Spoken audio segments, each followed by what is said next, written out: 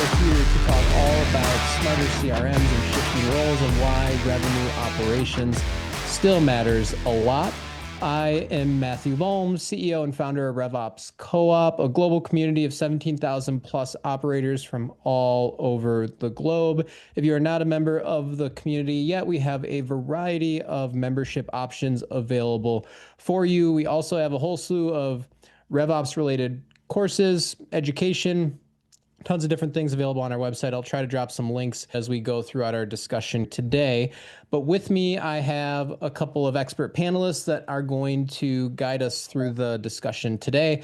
I have Rob Kramer, who is a VP of Sales over at Revenue Grid, and Dom Cronshaw, who is the Director of Go-to-Market Operations over at Object First. Gentlemen, welcome. I do have one non-RevOps, non-work related question that I wanted to surprise you both with. So I didn't prep these guys for this at all. Just a little bit of an icebreaker as we get rolling. Yeah, I know, guilty as charged. Rob, I'm going to go with you first so that Dom at least has a little bit of time to answer. Yeah, thanks. First, when I hand it off to you, you can add anything to that personal, professional introduction. My non-work, non-professional related question for you is, we just got through the 4th of July holiday. Yep. I think America turned 249, if I'm not mistaken. I don't know if you're a big cookout or grill out sort of person, but tell us what your must-have grill out item is, whether it's for the 4th of July or any other I love it. period. Curious to know. Teed me up. That was a T-ball question. I thought I was going to get a fastball. No. So for me, the 4th of July is definitely baby back ribs. Okay. In the oven, slow roasted, 350 degrees for 3 hours, finished on top of the grill with some barbecue sauce, macaroni and cheese, coleslaw, and then your favorite beverage and fireworks, family and friends out on the deck. So that's my thing. Some ribs and mac and cheese, straight up American barbecue. Let's do it. That's awesome. It sounds like you may have made these ribs a time or two. For sure. My waist doesn't like it. My clothes don't like it, but every 4th of July, I'm all. Yeah. And I'm sure everybody that you have over, everyone at the barbecue that you're at probably really appreciates those. They do. I'm an artisan, man. I'm an artisan. That's awesome. Brittany says T-ball question, MLB answer. All right, Dom, I'm going to turn it over to you to answer that same question and add anything to the professional introduction as well. Those ribs sound good. It's all about the people for me. Being with family is the biggest piece. This 4th of July, I tried hamburgers a slightly different way. Good mix. Take a 1/4 cup measuring cup. As soon as you put it on the grill, press that in and put an ice cube on there for that first round of cooking. Then you flip it and get those last couple minutes. The burgers, my goodness, they went down a treat. And I'm all for beverages. And if you can back that up with some really cool, crisp, sweet watermelon, that's pretty much a win. Good to go. That's awesome. All right. Well, we've already got one request from Megan for your rib recipe. Maybe that can be something you either throw in the chat, or if you don't have it at the ready, you can follow up with folks on that. But I love it. I already learned a new trick for my next cookout as well with that ice cube trick from Dom. So I appreciate that. All right. So from 4th of July and kind of favorite grill out sort of items to this first question, and I'm going to launch a poll question here. One of the first areas we're going to be talking about is around data and data hygiene. I'm curious, as I get this poll launched for folks, are you spending, or do you believe you're spending too much time enforcing data hygiene? Dom, you're on the go-to-market ops, RevOps sort of side. How would you answer this question? Yeah, it makes me think back to the beginning. I've been in tech for most of my career. I've worked at companies large and small. I've managed a couple $100 million of support and maintenance renewals on an Excel spreadsheet that I built with custom formatting for columns and colors to make sense of what was going on in the business through technology. Anybody who's been in RevOps has done the dance of chasing sales reps to say that close data is out of date.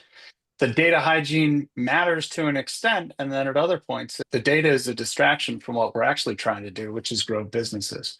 And I'm not surprised to see that 74% of people find that they're spending too much time in enforcing data hygiene. I'd be interested in comments to see, is it coming at the expense of actually closing business or focusing on what the professionals feel really matters? Yeah. And I guess maybe talk a little bit about, because this question was around spending too much time enforcing data hygiene. Rob, you probably see this a lot across your customers. You're also on the sales side, managing a sales team yourself, interacting with your own ops team. So what does this question mean to you? And when we talk about enforcing data hygiene, what does that mean to a VP of sales like yourself? Yeah, great question. So I don't have the problem that Dom has with chasing reps. My reps always put everything into Salesforce the first time they're asked. The hygiene is good. I spend very little time chasing it. Obviously, that's a joke. And it's not a call out specifically on reps. It's to discuss the fact that sales has gotten extremely complicated, right? Just from the standpoint of the number of tools that are on the market. There's different ways to capture different forms of data. If you have third-party tools that allow you to see who's opening and looking at proposals, if you have outbound outreach tools, automation tools, call recordings, email, text, all these things, right? As sales evolves and we're having to communicate in different channels, that data is very difficult to collectively aggregate and get into Salesforce and put it in a way that's structured that you can understand. So I almost think just based off the way that we operate today, we have to have the right tools to centralize data, to structure it, and then what do we do with it, right? Once you solve the first problem, which is how do we collect all the data, it's almost like, okay, now what? Are you a data analyst? How do we interpret it properly? Because most of the times you don't want to track something just for the sake of tracking it. You track it because it's important to a downstream outcome. You track because you want to adjust, make sure you identify risk, and if there's no risk, you want to potentially change something and make it better, right? So that's where predictive analytics comes into. The short answer of, are you spending too much time? I think everyone in their own mind thinks they spend too much time until they get the right tools. You can't predict, forecast properly, do lead scoring, churn predictions, pipeline health, any of that's without the right data. There's no predictive analytics without good data hygiene. You need the right tools to capture the right information and extract that from all the different sources we have today. This is how people sell today. We're beyond the Rolodex. Yeah. And like you said, I guess two things that kind of jumped out at me as important. And one is don't track things just for the sake of tracking things. I always have asked myself that question, the question of what would I do based on this data or metric? If it goes up, if it goes down, if it stays the same, what action would I take? And if I can't answer that question, then it's probably not useful for me to be measuring that. And it's not useful for me as an operator to be enforcing hygiene requirements around the pieces of data that I need to ultimately answer that question. And then the other thing that I was thinking of, we have AI on this slide is this question around, are you spending too much time enforcing data hygiene? I think one could argue if you're spending any time enforcing data hygiene, that's potentially too much time, right? If the answer is above zero, then the answer to that question is yes, I am spending too much time enforcing data hygiene. But Dom, what's your take on the data hygiene aspect of this? Let's think to the practice of RevOps. It used to be sales ops, and RevOps grew from the understanding that actually there are many more people that are involved. We have people, we have systems in order to grow and drive business. A large portion of what I do is ensure that we don't have silos, that we don't have things getting stuck. It means I get involved in the nitty gritty and the muck. It's no fun to chase people over data hygiene, but I'm right there with you. I never understood the people who had data nerd t-shirts. I mean, as a guy in RevOps, I should love data. I don't. I love action. And what you said really resonated with me. I love to grow things. That's why it's in my LinkedIn headline. Growth is what I am interested in doing, not in having all of the data. The data should help me paint a picture that allows me to make better decisions that empower other people within the business to grow. RevOps sits at the right hand of the growth engine of a company. Typically, that is the blend of sales and marketing in a for-profit business. I love being there. I have a lot of fun there, but it is all about the design of the processes and the tools that you use to support that good process to make decisions and move things forward. As we add new tools to the stack, those tools are added by conscious choice of the operations team. Then you need to get buy-in from the people who are actually using them, the sales and channel parts of your organization, to leverage these to make better decisions and to grow the business. And I think the evaluation of tools needs to go through that kind of rigorous review. So are we adding things that are actually a distraction from what we need to be doing? Is a piece that I think really has to be asked at the beginning of this. So we have to extrapolate and come way higher up than saying, hey, are we doing data hygiene? But how are our systems and our processes combined helping us to make the decisions that are leading to positive outcomes. Yeah. Rob, I'm curious because the topic we have here for the day is around smarter CRMs and why RevOps still matters a lot. On this slide, we talk about with the introduction of AI and new technology, none of these things eliminate the deal risk, but it exposes how little you know your pipeline. Do you have any stories, Rob, about things that maybe at Revenue Grid you all learned about your own pipeline as you started to deploy AI, or maybe things your customers have learned? What are some of these things that allow operators to move from the muck stuff that Dom was just talking about to the growth stuff, right? The fun stuff, the strategic stuff. What can the data tell me to do better and grow better with our business? Yeah, 100%. Revenue Group, we call ourselves a revenue action platform, right? And it's to Dom's point. I made a note of all the different things that our RevOps function is involved in, right? It's integrations and troubleshooting, integrations between DocuSign and Salesforce, Navigator, and all the different tools that we have to plug into Salesforce, right? And then just actually managing that, managing CRM processes like entry and exit criteria, win-loss analysis, sales process management, onboarding, reporting, predictive analytics. I can relate to a lot of this from a sales perspective, but customer success also has their processes. Marketing has their processes. And to Dom's point, you have these silos.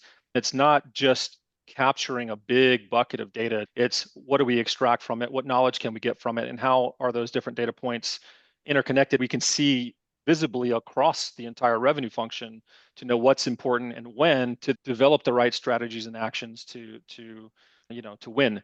So I resonate a lot of that, and we use AI internally at Revenue Grid to look across silos, and more specifically as it gets to like deal risk and pipeline risk. You talk about a story. One of the things is there's no more hiding, right? Reps can't hide, and me as a leader, I can't hide. Like it used to be in a previous company, big Fortune 200, the VP of sales would come to me and say, hey, I need some data around what's happening on this deal and that deal and what's the pipeline look like, right? Because we didn't have AI at the time. So he's dependent on me and the RevOps team to get the data and give it back to him, right? Now, sometimes I'll put together a report that I'm going to share up the ladder, and who I report to is I've already seen that. I got that because I already have access to it. I'm thinking I'm being proactive. It's giving senior leadership the ability to drill down in real time. We are capturing data through Outlook, Teams, and all these different sources. It's getting into Salesforce in the right way. We structure that data in a way that makes sense for us so we understand our sales processes. So we know in real time every day what deal is at risk, what's not. If there's a question, it's a big deal. There's a couple of big deals in our pipeline. They have daily inspection and visibility. Sometimes I'm getting questions because they're at night sipping on a beverage and going, what's happening with this deal? And I have a nice question waiting for me in the morning about what's happening, right? So it's eliminating a little bit of the layers in the organization and allows us to operate faster and more agile because we can identify those risks and see the data across the different silos where that did not used to be the case. Dom, what about you? Any stories, any things that have been unlocked for you as an operator here? I think about time. We all have 24 hours a day, but what we choose to do with it is up to us. We can all waste time doing things like chasing close dates.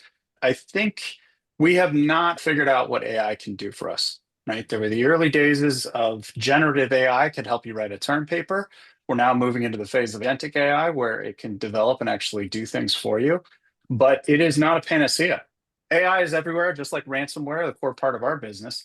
David Brooks had an opinion piece in the New York Times earlier this week that talked about AI, and he was generally optimistic about it. But he ends this first paragraph with this line I want to read. It says, AI gives people the illusion that they can be good at thinking without hard work. And I'm sorry, that's not possible. This is very true. There was a very small sample that was done at MIT that's also mentioned in the story where MIT researchers had 54 people write an essay. Some of them used LLM models, some people used search engines, and some people just used their own insights, did what they did.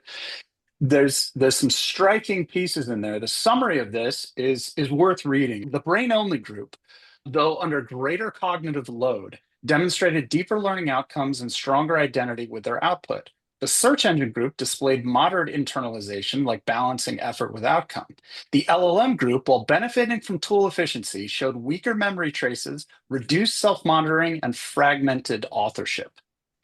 If we apply that to what's going on here, if you're a VP of sales, you might have a number of reps and 2,000 deals underneath you. You can't listen to every call. You can't read all the Salesforce notes. And so you need tools that absolutely have a place to summarize that information and allow you to get a feeling of what's going on.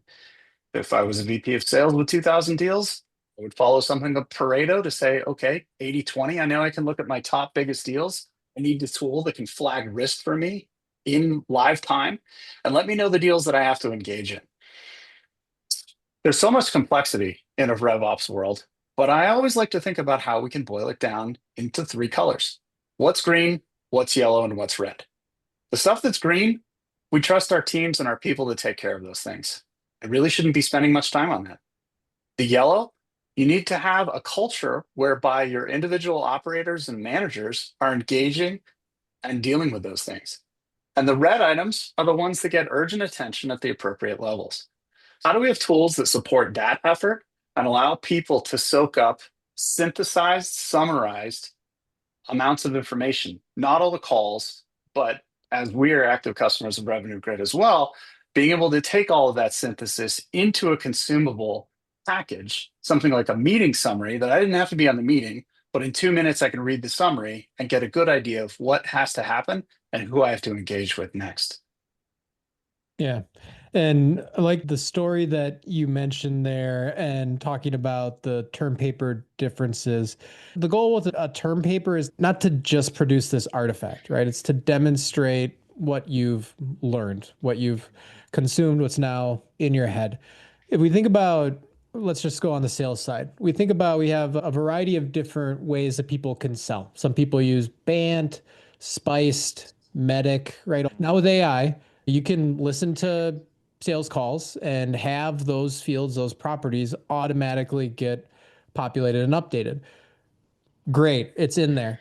If no one does anything with it, the AI did the stuff, but it didn't help anybody because no one's using it to sell more, sell better, sell to the process that you have internally. So again, that's the whole point, is it's supposed to make us better, faster, stronger, smarter, all that, but it's not going to do the job for us. And there can be that artificial perception, right? That, oh, well, because the data is in Salesforce now, or the fields are populated, that the job's done. And it's like, no, Exactly. that's just where you're supposed to be getting started now.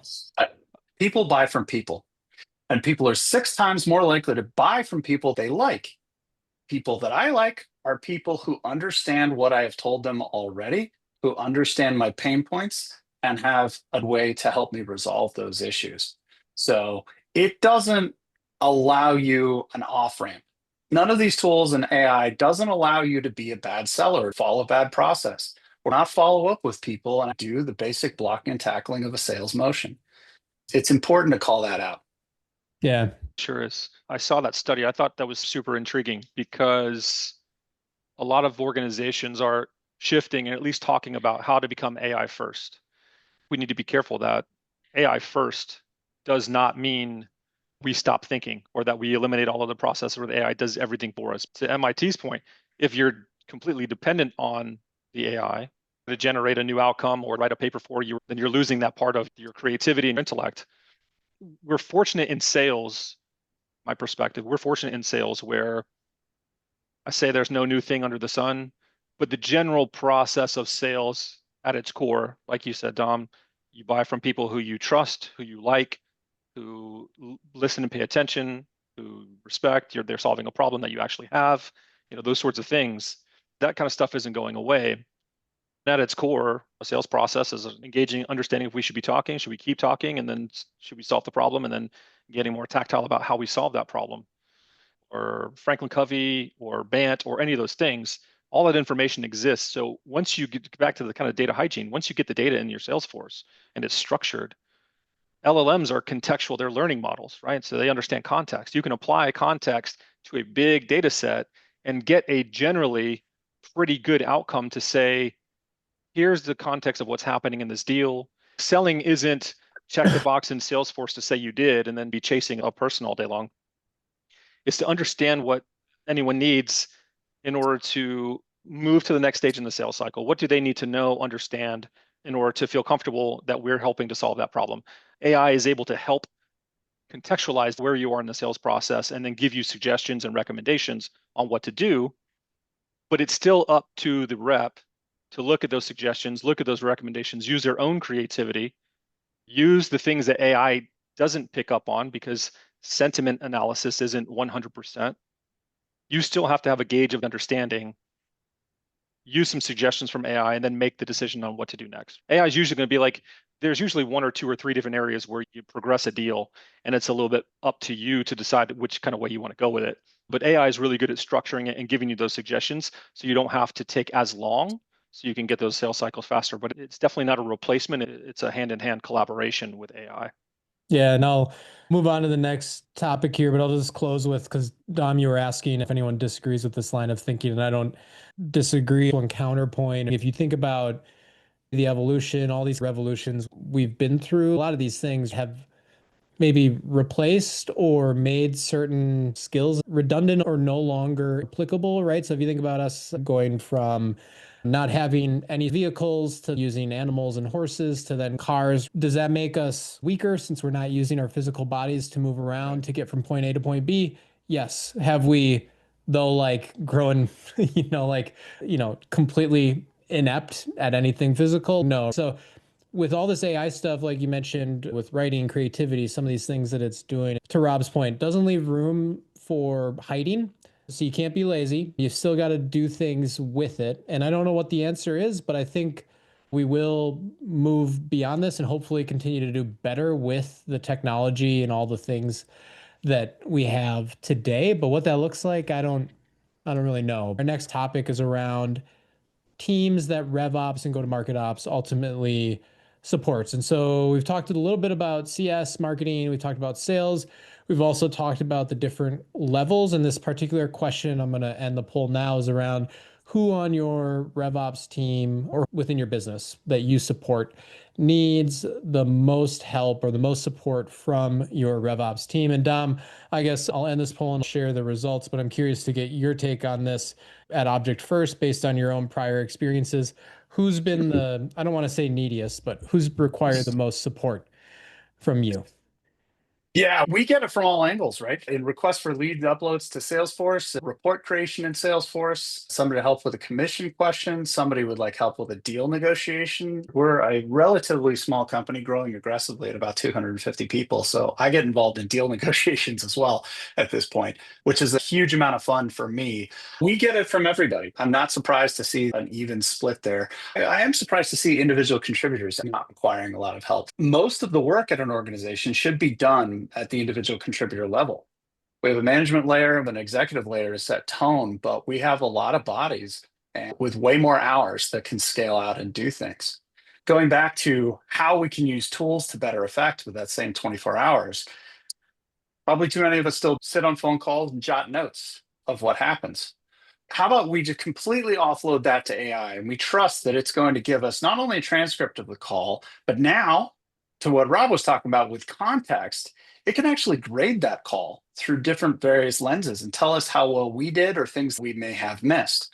All the time that we weren't listening and instead we're writing, or that we then have to go jot our handwritten notes or a chicken scratch that we typed out and pretty it up and then remember to send it to somebody, all of that time has now been saved. We can focus on driving additional value for that prospect, whether that person be internal to us and an internal problem that we may have faced, or an external prospect to whom we're trying to sell. That is where we really start to see here at Object major changes in ways we can open up time and focus on what matters, making decisions, focusing on our prospects, and aiming to delight our customers. Yeah. And Rob, what does, we've got this slide up here talking about slippage and how it's not a forecasting issue, it's a leadership accountability gap. So talk about maybe first, what is the definition of slippage? What does that mean for folks here? Slippage from us is just deals that continue to push, right? Deals that push from quarter to quarter, week to week, close dates continue to get pushed out and ultimately, hopefully not, but then I'm getting close lost. So it's a deal that's taking longer than what it should. And so we talk about that not being a forecasting issue, but being an accountability gap when it comes to leadership. You're obviously leading a sales team. So what is that part of this? Give a brief background. In the comment, Sammy mentioned there should be collaboration between RevOps and input from frontline sales teams. And this relates to the slippage question.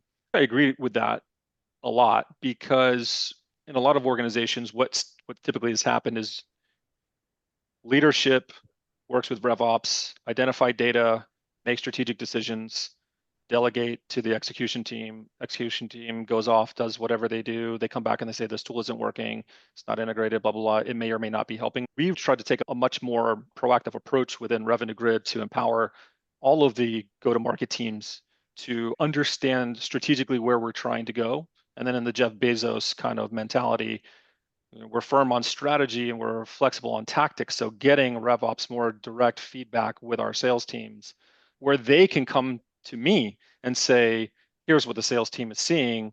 It's going to drive lower slippage because of X, Y, and Z. So we need this tool, and have more of a bottom-up engagement, because these are the folks that are talking to customers. I think that helps us make decisions faster. As it relates to slippage, it's an accountability issue in a number of ways. If you don't really understand the causes of slippage, it makes you overestimate your pipeline. Slippage often can be a result of a lack of coaching, or reactive coaching and not proactive coaching.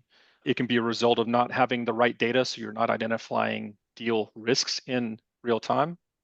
As an example, if a deal is over 100K, as an example, like, is it multi-threaded by a certain stage? And if it's not, those deals need to be, I need to be involved in those deals, right?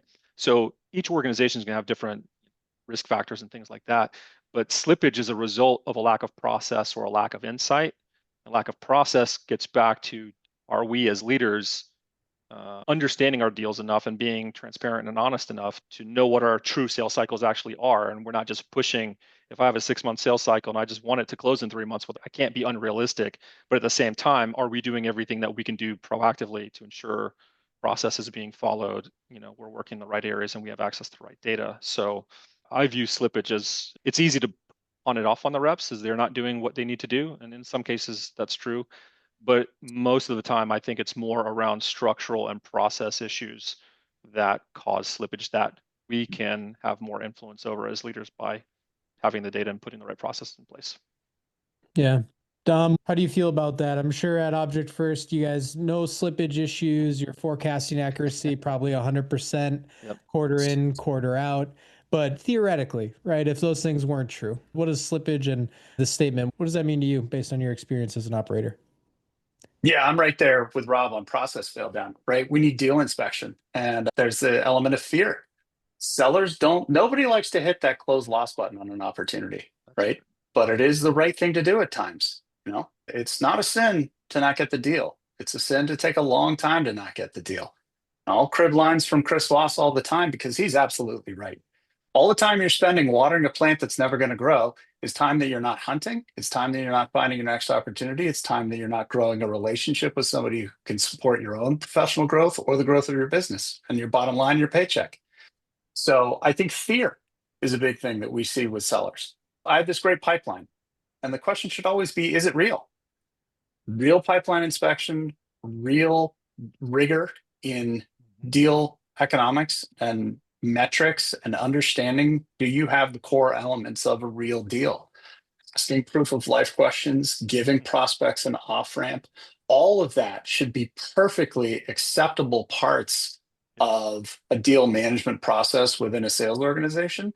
If you do not have that, you are at risk of having opportunities in your pipeline that were never opportunities to begin with. You will see this a couple of quarters down the road when you say, what happened to our close rates? Well, you took on too many leads that were immediately converted into ops that didn't go through appropriate lead qualification. So can tools help you with that? Absolutely. But if you don't have a standard set of questions and an appropriate sales culture, it doesn't really matter what the tools are giving you. Slippage is something I have faced at a number of companies. We certainly face it now. A lot of what Rob is saying resonates with me for sure. It's accountability at all levels, not just leadership. I want a ruthless ownership mentality of everybody who works for me and around me. We are here to build something together. Bring your best talents, take responsibility for what you have, act appropriately. When you make mistakes, be willing to learn from others and realize that feedback, whether it's the universe that gives it to you through somebody saying no and that deal going away, or one of your colleagues who's figured it out, gives you a tip, take those things. Love it. That starts at the top, but it absolutely needs to go all the way down to the IC. I love that, Dom. First of all, I like the proof of life questions and the ownership piece. I've never heard the proof of life questions, new term. I like that a lot. But in addition to that, you mentioned culture. I think culture is so important because it's important for reps to know that when we talk about hiding and AI is not gonna, you can't hide anymore and stuff like that. A lot of times this language comes across with the implication or assumption that someone is intentionally trying to do something wrong.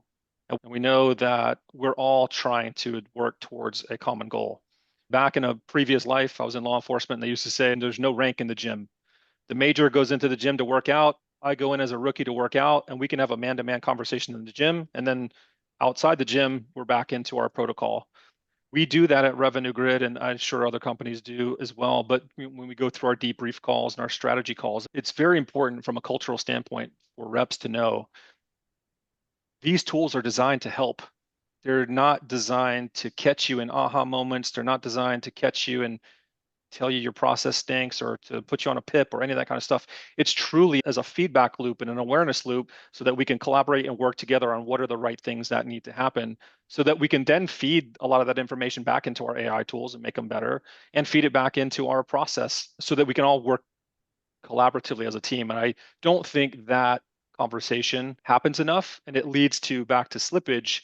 I want to hang on to this deal because if my pipeline gets a little bit smaller, I'm going to have to answer for that, right? We want it to be valid so we can figure out how to get that pipeline bigger again. And it doesn't mean chasing dead deals. Maybe it means now we focus somewhere on the top of funnel or somewhere else or on a referral process or anything. There is a question that I love asking. It's a great proof of life question because it'll either kill your deal or it will uncover something that you can go and address and make your deal stronger. And that is, if this doesn't move forward, what do you think will be the reason? It encourages your prospect to highlight, well, I've got that VP who always loves to stick his nose in, or, well, actually the budget isn't totally locked down yet. Yeah. Then you can solidify and strengthen that deal. Yeah. If it's dead, move on. That's but right. if it's not, you've then got something you go on and make it stronger. Yep. Yeah. In no world do I think any of us expect anyone to ever bat 1,000. No one's going to be perfect. You're not going to close every deal that comes in.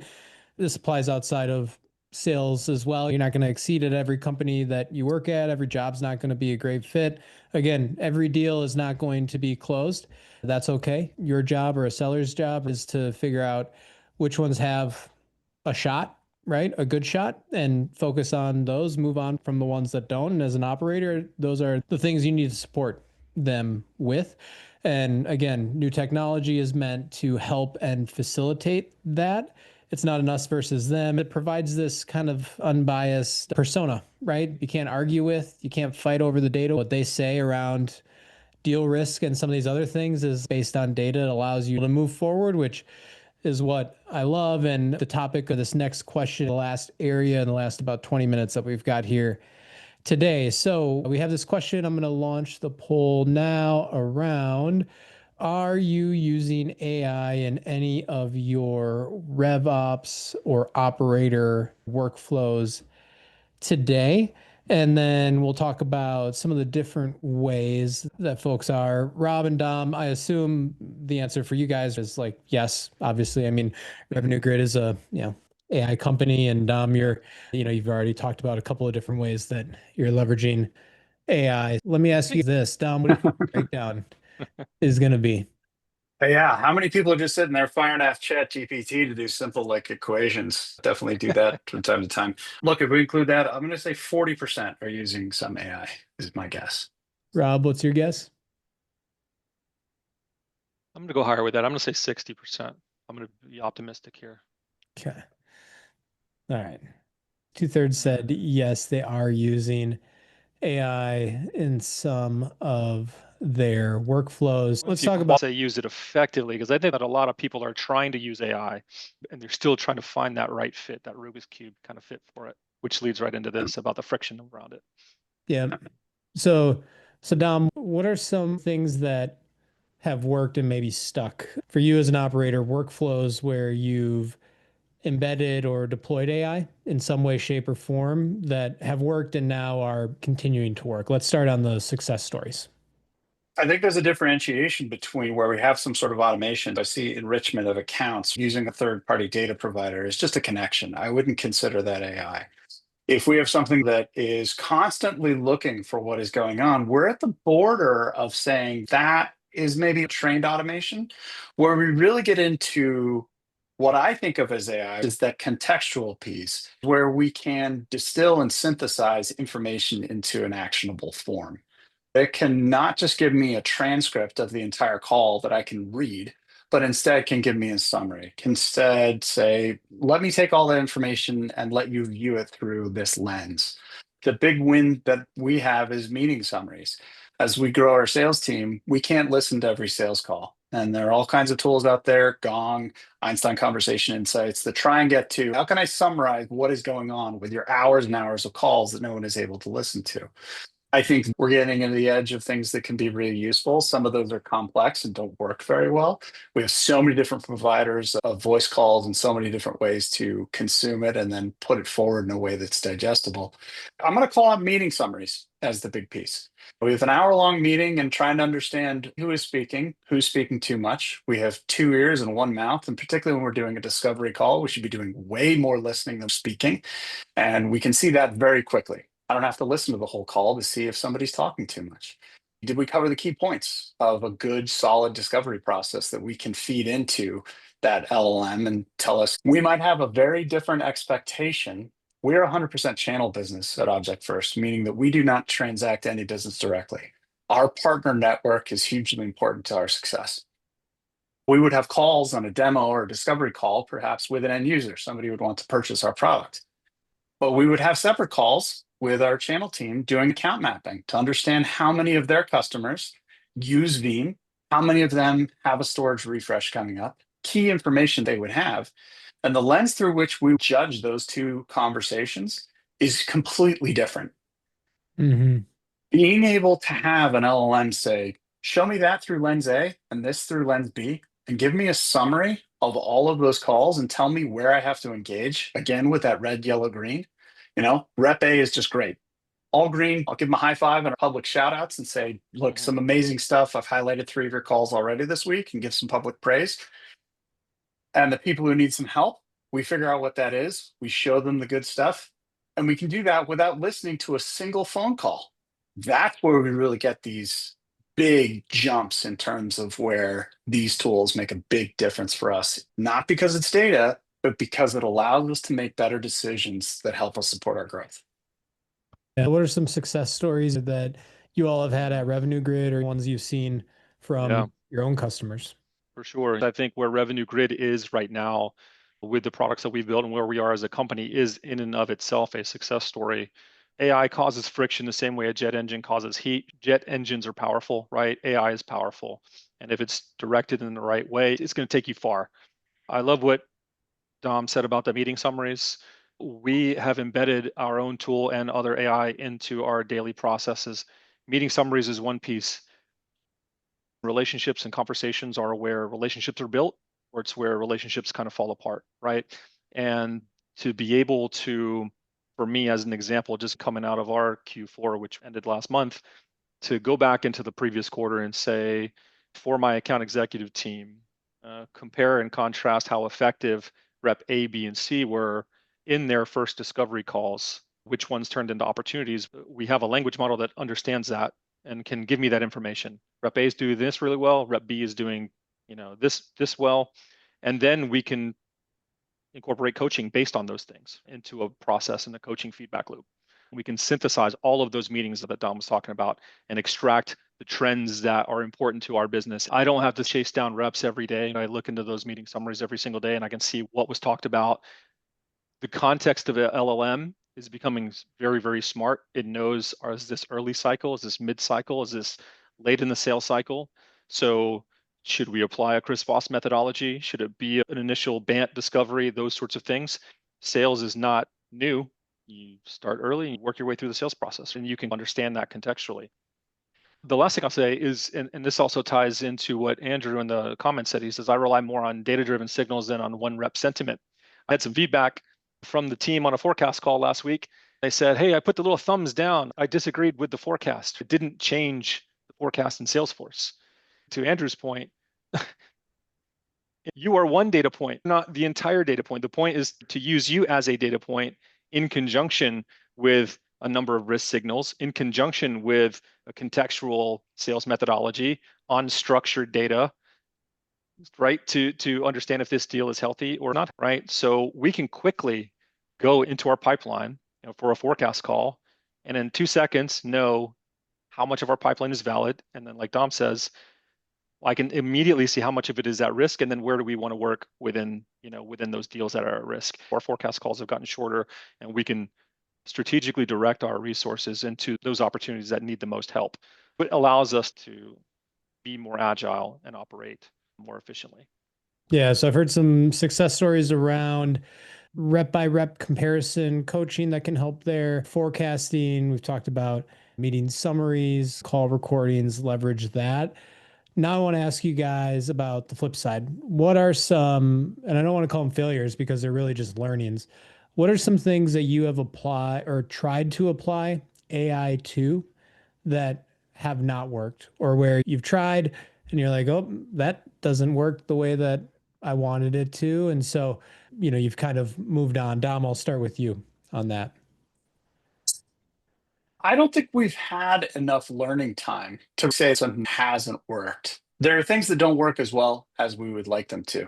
And working with partners to say, are we maybe not asking the questions in the right way? Are we not thinking of this in the right way of what this process needs to kick out for us is something where we're going. But I couldn't point to a place where we've had an AI failure, where AI has led us wrong, more to the sense that it didn't give us any way to move forward. Do you have any, and I guess that's what I was trying to get at with my question of like where it hasn't worked in the way that you maybe wanted it to or thought Yeah. it would? Yeah, let's think about the complexity of our world. So, in a direct business model, you have somebody who wants to buy your product, and you have somebody on your internal team who wants to sell it. The connections that you have to get to the who is and what is of the various records that you have across your environment, and let's say it's only Salesforce records at this point, is relatively straightforward. You have a one-to-one relationship. If you have a one-to-many relationship, it gets vastly more complicated. So in our world, where we have a channel organization, we may have a partner rep involved in 15 different opportunities. And to be able to associate one email that is not necessarily titled or tagged appropriately to the right opportunity, and make sure that that email that has a really good sentiment in it is tied to the right opportunity, is a very complex technical problem. It's much harder than the one-to-one piece. And so that is a piece where we would like to have a solution that is much stronger, to be able to say that signal works. It works for a channel business where you may have one-to-many, not just the one-to-one. Rob, what about you? What are some things you've maybe had a hypothesis on where it's like, oh, AI can kind of help and it'll do this and it'll solve it this way, and where things haven't worked out as expected? Yeah, great questions. Three come to mind. Number one, the source of information. AI can hallucinate. So we are constantly looking for ways to validate the source of the information. Our Gen AI models that we use through OpenAI and others, if there is no source information, sometimes it will create something to give to you. We have to continually teach it. If you can't find the source data, don't give me nothing versus giving me something wrong. Hey, Don't make it up. Right. This isn't MIT, man. I'm not asking you to write a paper. I just need you to look in Salesforce for this thing. I have found this might be tricky because we're on a RevOps call. It's not designed for math specifically. The more complicated math functions and data correlations, but it is a lot better for contextual and process and language oriented type things. What Dom just said, relationship. We're building out a relationship intelligence tool because we're seeing relationships are more and more important, right? Who's talking to who about what, the intensity of the relationship. And that isn't always within a linear funnel in an opportunity in the sales process, right? Sometimes Dom has a relationship with you and me and 10 other people, and we need to understand the context of all of those things. It's a big web. That's another project that we're working on to better map those things out for organizations. Whether it's a business like Dom's or law firms, they can truly understand the depths of the relationships that they need and which ones to focus on and which ones not to. So, yeah, makes a lot of sense. And I know I've had plenty of these learnings on my side as well. For example, I'll use a content related example. Obviously, all of our webinars here are recorded and we edit the videos. We do a full write-up of these things. We put them up on our website afterwards.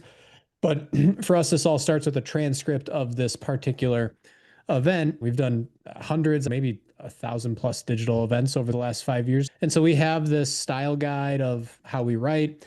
And our starting point for doing these write-ups was we take the transcript, we run it through AI based on like all this like supporting documentation, or basically like give me a starting point for a write-up based on our style guide and all these other past examples. What I've always noticed, which is why I need to listen to every minute of the recording and read and edit every single word of the write-up, is we'll have quotes that'll get called out. And I can guarantee you when I do it, it'll say some quote and it'll attribute it to Rob. And I'll be like, I don't think Rob ever said that. Yeah. No, like I was there and I'm sure. Don't use that in court. Yeah, I'm pretty sure he didn't say that. If you just start to take things for granted, if you don't apply your own creativity, your own independent thought, this stuff is not going to do your job for you. It's also not going to take your job. Unless you're not applying your own independent thinking, they'll find someone else who can. That's just one example of where you can't just take that stuff for granted. I actually think, Rob, your comment on the data analysis piece definitely resonated with some people based on some comments that I'm seeing in the chat. So I had some good debate with our co-founder, and I was like, I need it to do this. And he's like, it's not designed to do that. I'm like, AI should be able to do everything that I want it to, immediately. So there's also some contextual understanding that I need to apply to using AI, right? So we're all learning together. Yeah, and it's not the silver bullet that'll just magically. And again, this is where if you haven't leveraged it or used it or played around with it or experimented for yourself, you could have these thoughts of like, and maybe it's an executive who hasn't done any of that. And they're like, well, just use AI to do it. Exactly. We've got about 1 minute left. So I'll just do some wrap up stuff here. To all the attendees out there, as you start logging off, you'll get a survey. It's 2 questions, just some feedback for us. Let us know what you thought of the session today. Please complete that when you get off of the Zoom webinar today. And to Rob and Dom, thank you guys very much for dropping some knowledge on everybody. This was great. I know I learned a ton. I think folks in the audience did as well. So thank you guys very, very much for everything over the last hour. I really appreciate it. For having us. All right, y'all. With that, so have a good rest of your Tuesday. Have a good rest of your morning, your afternoon, your evening, depending on where you are in the world. And we will see you at the next one and see you on the flip side, everybody. So take care. Bye.